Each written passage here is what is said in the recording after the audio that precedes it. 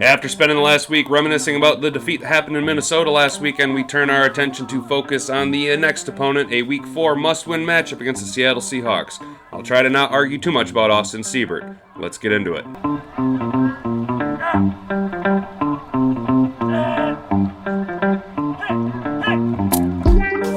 Welcome to Detroit! Hey everybody, welcome back to the channel. As you know, I'm Hat and Beard, and this is a Lions breakdown. Well, really more of a preview video for our Week 4 matchup against the Seattle Seahawks. This is going to be the second time this year. This is a get-right game for us. This is the second time this year that we are facing a must-win situation. We dealt with it Week 2 against the Commies. We rose to the occasion, although the Washington Commies don't look to be as impressive as a win as it was in Week 2, but we had a little bit of slack after the win, going 1-1, and then we should have won the game in Minnesota. We were on top. We snatched defeat from the hands of victory on that one, guys. And now Dan Campbell, you're back on the gotta win. It's a must-win game, man. I know it's weird because none of us really expected the Lions to be in any must-win situations, because if we maintain our reality of the situation, we are not a playoff team. We are not a Super Bowl contender. This is still a rebuild, a long-term rebuild. We got to let Dan Campbell kind of do his thing. I'm very harsh and critical of Dan Campbell and the coaching staff now, and I'm even starting to question if he's even the right man for the job. Granted, he wasn't a Brad Holmes hire, okay? He's not Brad Holmes' guy. I know he's got a 6-year contract. I really like Dan Campbell. I don't really want to be talking too much on, is Dan Campbell the right fit? Is this the right solution to the problem? But we outcoached ourselves. Dan Campbell can't manage the clock, so he needs to come out with his coaching staff Sunday and really just take it to Seattle. I mean, come out, prove all the haters wrong. You know, I don't want to be sitting here Monday morning talking about how Dan Campbell screwed up on X, Y, and Z play calls, on time management, on player personnel groups, that type of stuff. Look, man, Seattle's not that great of a team. They're not. They have good weapons. Don't misunderstand me there. They have good weapons. K9 is going to be sweet. DK Metcalf, elite wide receiver. Tyler Lockett, just under elite wide receiver. Could be a number one in most other organizations. Seattle's no slouches, man. We do have the benefit of them traveling from the West Coast to the East Coast, which always kind of helps if you're into buying into that type of narrative. And again, Seattle's down. Geno Smith's not that great. He's not Russ. I mean, he's not Russ, even though he beat Russ Week 1. Seattle's a beatable team. They don't have... The Legion of Boom is gone. They don't have a great defense. Bobby Wagner's gone. They don't have a great linebacker. Their defense is okay-ish. I mean, probably better than ours. Let's be honest.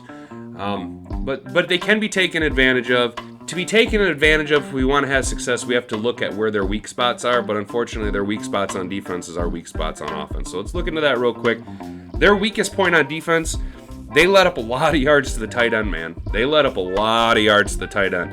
Denver had their way with them with two different tight ends, man. I think they had over 100 yards receiving between the two tight ends, which is, that's insane considering neither one of them's last name ended in Kelsey or Waller or Andrews. I can't even pronounce the one, but the other one I'm pretty sure is Anthony Beck's son. We have a tight end who, by all metrics and measurables, passes the eye test, should be a top 10, top 5, elite tight end in the league. If you look at the volume he's been getting more volume, more targets than tight ends who are scoring higher than him in PFF and fantasy football. So, Hawk, dude, I need you to come through today, Hawk. I need Sunday, look, guys, Swift's going to be out, okay? This is something we need to talk about. DeAndre Swift's going to be out, so we need everybody else to step up, and Amon-Ra St. Brown is probably going to be 80% at best if he even plays. I mean, let's be honest. Those are our top guys on offense. Those are our most important pieces on offense, is Amon-Ra St. Brown and DeAndre Swift. They are the catalyst that makes this team move down the field. I mean, you could say our offensive line, but who's going to move the ball? I mean, I'm a huge offensive line guy, so, this is where, with Swift being out on the run game, Jamal Williams is going to have to step up. We know what Jamal Williams is capable of. We really need Craig Reynolds to really step up this game. I'm really going to put a lot of pressure on Craig Reynolds to really perform. I'm expecting, 10 touches out of Craig Reynolds, and I'd like him to be approaching 50, 60 yards of offensive production all game. What we need to focus on is getting Hawk the ball. We did it early against Minnesota, and it paid off well. We marched right down the field and flipped it to him on a nice little touchdown pass. I don't know if Jared Goff has a short leash with guys when he targets them and they drop passes, that he's just going to stop throwing them the ball. I mean, he has traditionally plenty of other weapons at his disposal, at least this season. There's plenty of other places to go with the ball. Now, whether they catch the ball, DJ Shark, whether they, hang on to the touchdown, Josh Reynolds. TJ Hawkinson needs to be the guy to step up because the metrics and the matchup is there for us. I'm 50-50 right now, fellas. Drop a comment down below. What do you think? Is TJ Hawkinson going to step up and be the guy that we need him to be? Or is Jared Goff going to rely on other guys to help him through it? As much as I would like to see TJ Hawkinson be that guy and really step up and establish himself as a critical point in this offense, because he's hyper talented. He's outside of St. Brown.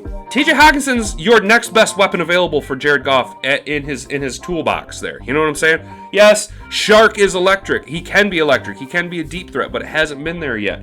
Yes, Josh Reynolds can play and has chemistry with Jared Goff. We've seen that last season when we brought him in off of waivers and how that elevated the play of Jared Goff, coupling that with Anthony Lynn being dismissed as the play caller. TJ Hawkinson, you were the number 8 overall pick, dude. You have to live up to that expectations. I know he wasn't a Brad Holmes guy. This is still a hangover from the Quinn Tricia era.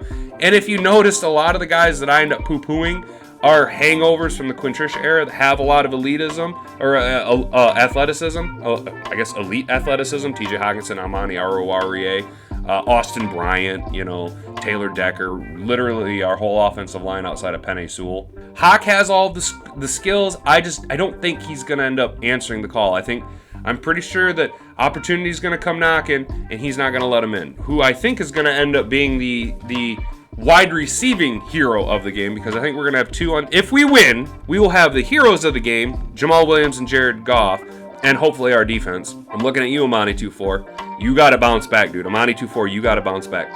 But the unsung hero of the game is going to be two of them. There'll be somebody in the wide receiving department, and there'll be somebody in the run game. That's going to be, I'm pretty sure it's going to be Josh Reynolds. I'm pretty sure that this week is Reynolds and Reynolds week. Like Reynolds and Reynolds, Lions at law. Let's go. Josh Reynolds, you need to step it up and fill in where if St. Brown plays, I imagine he'll be operating more as a decoy than as a number one target, which is unfortunate because Jared Goff clearly in the first 3 games we've seen a connection, a security blanket. He loves throwing to St. Brown. I love it that he throws to St. Brown. I think Amon-Ra St. Brown is everything, dude. He's going to be electrifying and an elite wide receiver for a long time in this league. But if he's going to be dinged up, and we know that DJ Shark and TJ Hawkinson are going to be expected to elevate themselves and shoulder the majority of the load, I think that Josh Reynolds has a sneaky opportunity to maintain his slightly above mediocre production level this year. Again, he's number 3 in the pecking order as far as St. Brown, Swift, Shark. I guess you could say Hawk is made. You're gonna compete between Reynolds and Hawk as your number, as a receiving option. Josh Reynolds is really going to elevate himself. He's going to step up to. I guess saying I think and what I need to have happen, what I want to have happen, are two entirely different things. So what I want to have happen, Josh Reynolds. Well, what I really want to have happen is for TJ Hawkinson to pick up the slack and showcase that he can do. Remember Week 1, his rookie year in Arizona, where he set an NFL rookie record for tight ends and receiving. Remember that, TJ Hawkinson? You remember that? You remember that guy? Where's that guy been the last 2.5 years, man? So let's get that guy back on the field and not this weird skin suit of TJ Hawkinson that somebody is trying to run around and pretend that they're TJ Hawkinson, dude. I would like the rookie version of TJ Hawkinson, because if you look at his metrics, his overall production from his rookie year to present day has just a slow steady decline. But what I think is going to have happen is I think Josh Reynolds is going to have to pick up the slack in the receiving department, and then my dude, my champion of Detroit, Craig Reynolds. It's a Reynolds and Reynolds week, fellas. It's Reynolds and Reynolds, Lions at law. Let's go, Craig Reynolds. I'm going to need you to really step up and not just pick up the slack, but you need to be what Jay Willie has been all season long to DeAndre Swift, because Jay Willie's going to get the majority of the carries as long as he's healthy. Expect Jay Willie to touch the rock 25 plus times. I'm expecting a huge workload out of Jamal Williams, and for you DFS players, that means he's probably going to warrant a high ownership. So maybe look to fade that ownership. Go with a Josh Reynolds to get off of the high ownership of Jamal Williams, or even completely pivot and use Craig Reynolds, because we know that Craig Reynolds can do it. He can do it when given the opportunity. He's not going to be the lead dog, but he's going to be a very productive running back against a less than stellar Seattle offense. And on defense, I've stated in my previous videos that there's no point in playing defense anymore. The NFL hates defense. They love points. Roger Goodell loves points, hates defense. If they could, they would just do away with defense entirely. So we're already the bottom. We're already the worst defense in the league, man. So you know what? All I'm looking for is just a moniker, just a slight increase. Just what I'd like for is Amani 2-4 to not be flagged 87 times, man. What I'd like is Amani 2-4 to not get burned all day long. What I'm looking for is three things out of our defense. I'm looking to make sure that Jeff Okudah continues to be that dude. I realize that he is going to be taking on a big ask guarding either Tyler Lockett or DK Metcalf. Those are big asks, man. DK Metcalf, he's like Calvin Light, dude. Like, he's seriously legit a hell of an athlete, man. I like DK Metcalf as far as an athlete's concerned. That dude can ball, man. So Jeff Okudah's going to get a big ask, but I need Amani Oruwariye and Jeff Okudah to... Jeff Okudah needs to continue his lockdown corner production that he's had all season, because right now, I called it in the preseason. I need a couple more things to happen, and I don't think Dan Campbell's going to get Coach of the Year, but Jeff Okudah is on a path, on a trajectory to become Comeback Player of the Year. He's been locked down, man, and I'm absolutely loving it. So I need Okudah to maintain his lockdown performance. I need Amani 2-4, Amani Oruwariye, bro. You were a Pro Bowl caliber corner last year with 6 or 7 INTs, bro. I need you to get back. Hawk to get back to his old self. I'm going to need Amani to get back to his old self. We're going to need our safeties to step up, whether that be Juju Hughes. God, I hope it's not Juju Hughes. Or if we see a lot more Kirby Joseph. I'd really like to see a lot more Kirby Joseph on the field. And then the third most important thing of our defense, we need to get a pass rush. I need to hear Hutch's name get called an awful lot. I need Hutch in the backfield. I need Charles Harris in the backfield. I'd really like to see Julian Okwara pop and maybe get in on some sack action. I want to see Austin Bryant in the backfield, because those guys are 2 rotational players that with Kaminsky down, you really need to rely on those guys to get a push, to get some penetration, to really make Geno Smith uncomfortable, because Geno Smith doesn't play well with pressure in his face. So Hutch, you're going to need to put your black shoes on, because I'm telling you guys, if you pay attention, when Hutch plays with white shoes, he sucks. When Hutch plays with black shoes, he gets 3 sacks in the first half on Carson Wentz and the Washington Commies. Hutch black shoes. Charles Harris needs to get in on the sack action. Julian Okwara and Austin Bryant need to get in our sack action. Our front 7 needs to continue where they left off against the Commies. Okay, I need you to get a lot of push. I don't think the Seattle offense is really designed for quick release passes. I don't think Geno Smith is a quick draw kind of guy, and he's not as mobile as Jalen Hurts. So it actually lines up fairly well for us. But they have some decent tight ends. Big Montana, Will Dissly's probably going to get his against Alex Anzalone, because he's not the best cover linebacker. Hopefully Rodrigo can play the run good and really stifle their weird running back by committee that they do. I am excited to see K9, man, because I was a huge Kenneth Walker fan here for the Sparties, man. So it's always a bittersweet when you see someone like a K9, or like watching Lev Bell just wreck people, not being on my team anymore. But hopefully we can bottle up that run game. We can stifle their passing attack by just shutting down their big play wide receivers. Maybe our defense can do just enough. I mean, the statistics last game when we got Minnesota in the third down, they floundered, man. So if we can get them into the third and long type situations, hopefully our defense can hold and our offense can get back out on the field and be productive, be efficient. I'm looking for Jay Willie to be efficient. I really want Hawk to be the answer to a limited St. Brown and a probably ruled out DeAndre Swift. And Josh Reynolds, dude, you got to step up. So hopefully we go over 100 on the ground as a team. I'd like to see Jay Willie get 120 and 2. I'd like to see Jared Goff pass for not 41 attempts, but if you could hit around that 275 to 300 yard number with a couple of TDs and no turnovers. Obviously, we never want turnovers. You never want to lose the turnover battle. And if our defense can get a couple takeaways. Look, guys, I actually see this game coming down to the wire, and I actually kind of have Detroit winning on a last-second field goal. Austin Seibert, I am giving you one chance to redeem yourself. So if you are in the opportunity to kick a last-second field goal to win, say, 31-28. Let's go with that.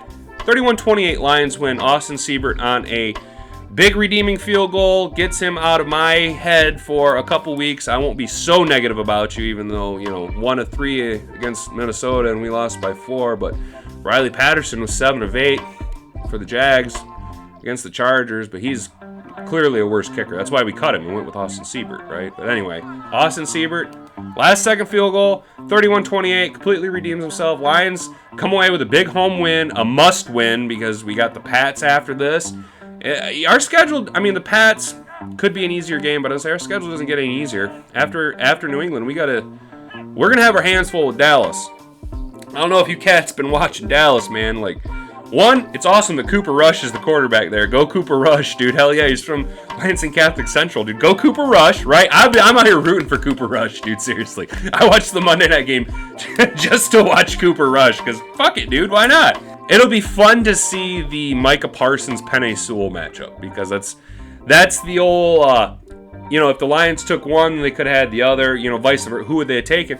And I'm pretty sure that both these cats are going to end up in Canton eventually because Micah Parsons, I mean, holy shit, that guy is just an otherworldly defensive. I mean, we have never seen win rate percentages against offensive linemen that we have with Micah Parsons, even with Von Miller, even with Myles Garrett. I think he wins 10% more than those guys do. So that's going to be an interesting game. My point being is that our schedule doesn't get any easier. Yeah, we got New England and then the bye, but if we could win, if we could take down Seattle, if we could go into the bye with 2 fresh wins, man, if we could go into the bye with 2 fresh wins, let Swifty get better, let Brown get healed up, patched up, then we got guys coming off the PUP list. So all we got to do is make it to the bye week, and hopefully things will get a little bit better. Steal a couple wins. We're 4-point dogs. We're not supposed to win this game according to the Vegas numbers, but that could all change before Sunday. Again, a 4-point spread's not very much. The money could shift the line. I'm expecting the Lions to win. I expect the Lions to win almost every game.